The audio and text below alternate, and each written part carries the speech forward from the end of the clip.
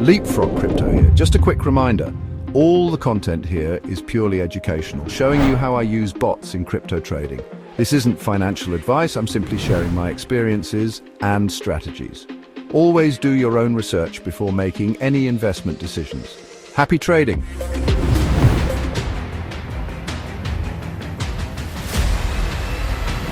Fibonacci retracement levels are horizontal lines that indicate potential support and resistance levels.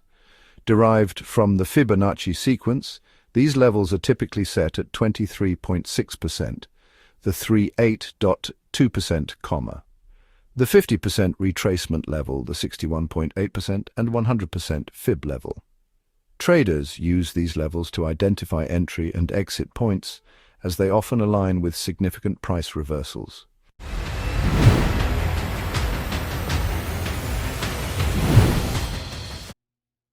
Here's how it works. During a bull run, you draw the Fibonacci retracement from the swing low to the swing high of the price move. The retracement levels indicate where the price might pull back before continuing upward. In crypto's volatile markets, 38.2% and 61.8% are key levels where buyers often step in. Traders look for reversals or confirmations at these points to time their entries.